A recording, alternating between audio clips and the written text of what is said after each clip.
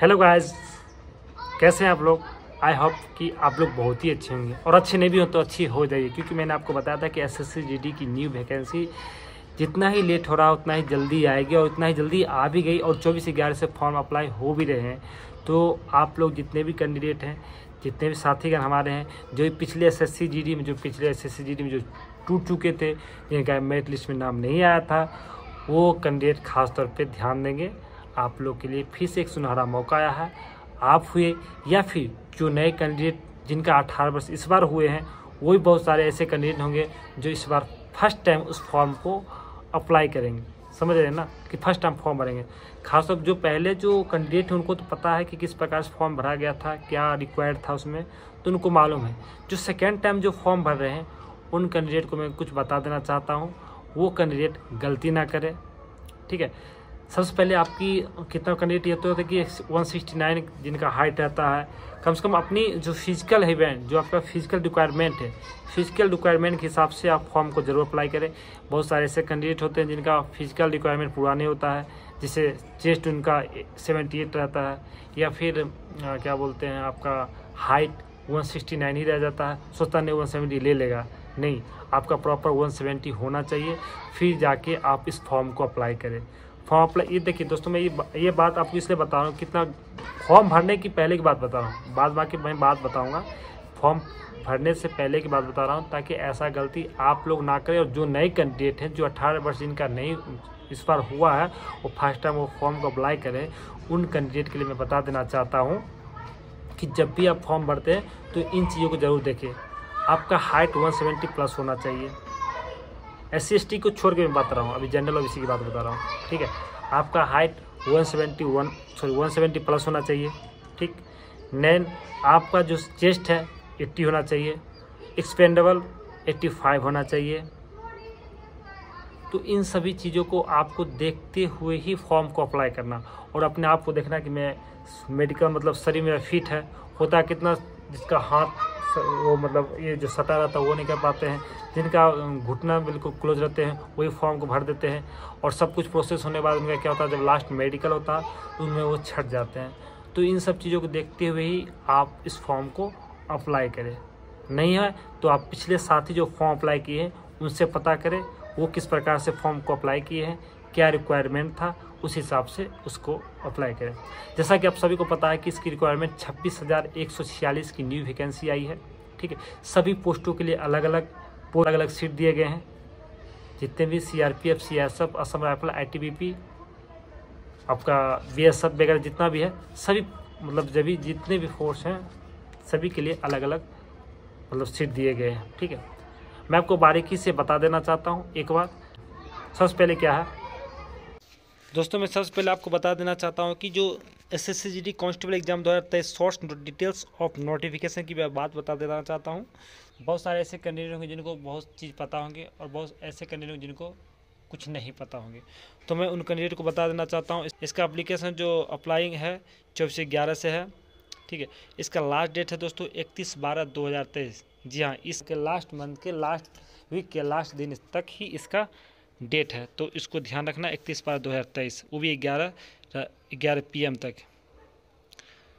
और इसका पे एग्ज़ाम फी लेट होगा दोस्तों 1/1/2024 तक। इसको करेक्शन डेट भी दिया गया दोस्तों 4 से 6 जनवरी के बीच में इसको करेक्शन कर सकते हैं। किसी को लग रहा है कि नहीं मैंने फॉर्म अप्लाई किया और उसमें मैंने ये चीज़ यहाँ पे गलतियाँ किया, या फिर BSF CRPF असम राइफल, इसमें कुछ ऐसे पोस्ट हैं जिनको मैं आगे पीछे करना चाहता हूँ, तो ये आप 4-6 के बीच में कर सकते हैं। एग्ज़ाम डेट की अगर बात करता हूँ दोस्तों, ये 20 फरवरी से 12 मार्च के बीच में होगा, यानी 20 फरवरी 2024 से 12 मार्च 2024 के बीच में होगा, तो इसको ध्यान रखेंगे आप। दूसरा दोस्तों कि इसका जो एज मैंने पहले बताया था, जिनका 18 वर्ष हुआ वही इस फॉर्म को अप्लाई कर सकते हैं, और मैक्सिमम 23 साल। ठीक है, तो इस चीज़ को आप बहुत ध्यान रखिएगा। और जैसा कि आपको सभी को पता है कि इसका पोस्ट कितना, सभी लोग बोले थे 84,000 की न्यू वैकेंसी आएगी, लेकिन 84,000 नहीं है, लेकिन 84,000 जो बताए थे, जैसे 26,146 की पोस्ट अभी आई है, तो उसमें बढ़ाया जा सकता है। ठीक है। तो आप लोग घबराए नहीं कि 26,000 है, उसमें और भी बढ़ेगा, ठीक है, क्योंकि अभी लोकसभा इलेक्शन सामने है, कुछ न कुछ इसमें ख्याल रखा जाएगा और सीट को और बढ़ाया जाएगा। खैर आपको सीट से मतलब है तो इतना आप ना देखिए, 26,000 हो चाहे 84,000 चाहे 2 लाख सीट हो, आप अपने एक सीट के लिए तैयारी करें, कैसे भी करें, ठीक है। अब जो मैं बात कर रहा था दोस्तों कि BSF का रिक्वायरमेंट कितना है, BSF का 6,174 पोस्ट है, CSF के लिए 11,025 पोस्ट है, CRPF के लिए 3,337 पोस्ट है, सशस्त्र सीमा बल के लिए 635 पोस्ट है, ITBP के लिए 3,179 पोस्ट है, असम राइफल के लिए 1,490 सीट है, SSF के लिए 296 पोस्ट है। तो इन चीज़ों को ध्यान रखना दोस्तों कि आपके लिए सामने जो इतना पोस्ट में बताया हूँ, इस पोस्ट के लिए ही आप फॉर्म अप्लाई कर सकते हैं। अगर आपको लग रहा है कि सेंट्रल जो CSF का सबसे ज़्यादा पोस्ट है 11,085, तो आपको CSF के लिए उसी प्रकार से तैयारी भी करना पड़ेगा, ठीक है।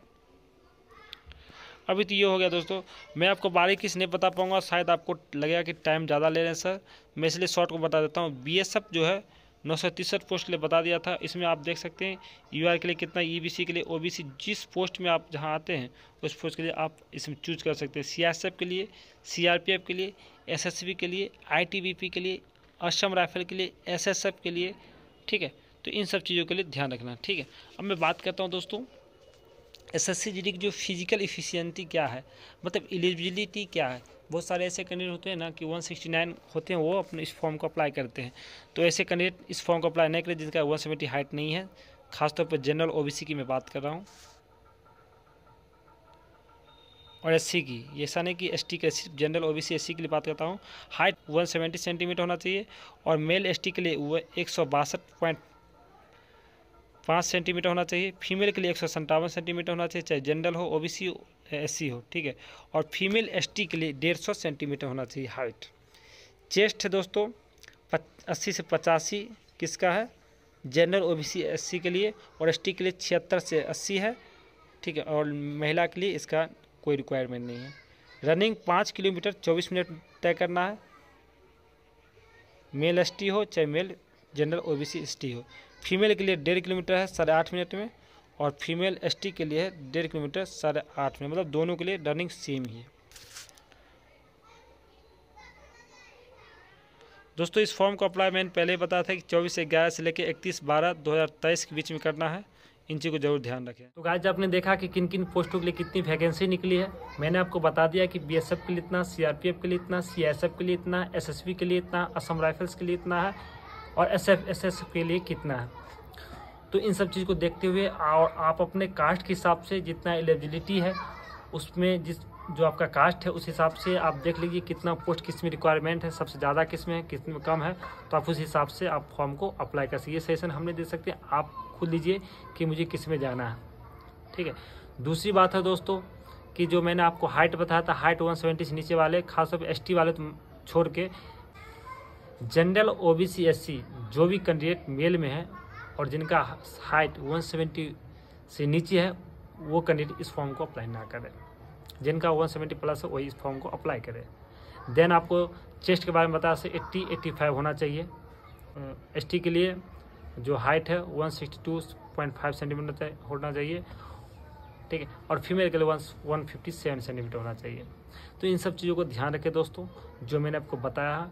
और एक चीज़ और ध्यान रखना फॉर्म भरने से पहले दोस्तों, कि बहुत सारे ऐसे कैंडिडेट हैं जो गलतियां करते हैं कि कास्ट को लेकर, जो अगर आप OBC हैं तो जनरल में ना भरे, ठीक है। बहुत सारे ऐसे कैंडिडेट हैं कि OBC हो गया जनरल में भर लेते हैं, ये चीज़ होता है, उनको जो मेरिट लिस्ट बनता है तो उसमें दिक्कतें आती है। इसलिए फॉर्म भरने से पहले बहुत सारी चीज़ को देखना पड़ता, समझना पड़ता। अपने दाएँ बाएँ दोस्तों से पता कीजिए, जो पहले बार इस फॉर्म को भरें, खासतौर उन कैंडिडेट के लिए बता देना चाहता हूँ, वो गलतियाँ ना करें। जो पहली बार जो कैंडिडेट गलती किए हैं, जिनका रिजल्ट अभी एक चीज़ और था दोस्तों, मैं बताना भूल गया कि BSF, CSF, CRPF जो भी है, सबसे ज़्यादा पोस्ट अगर भी देखा जाए तो CSF के लिए निकाला गया है।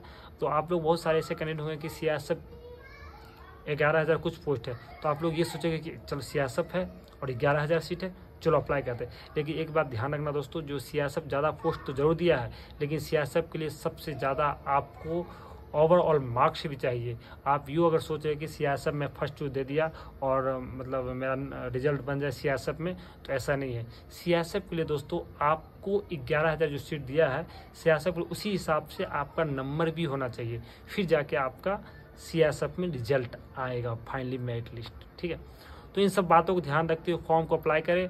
और मेरी तरफ से बेस्ट ऑफ लक दोस्तों। जो भी फॉर्म अप्लाई कर रहे हैं, मैं चाहूँगा कि जो भी जिसमें डाल रहे हैं फर्स्ट चॉइस उनको उसी में मिले, और आशा करता हूँ इस बार पहले की तुलना में जो पुराने कैंडिडेट हो उनका बेहतर हो। आशा करता हूँ कि आप लोग रिजल्ट अच्छे देंगे। तो आप लोग के सामने जैसे भी हो और भी लेटेस्ट अपडेट मैं SSC से लाता रहूँगा।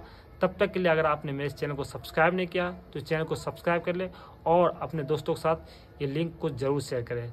तब तक के लिए दोस्तों जय हिंद, जय भारत।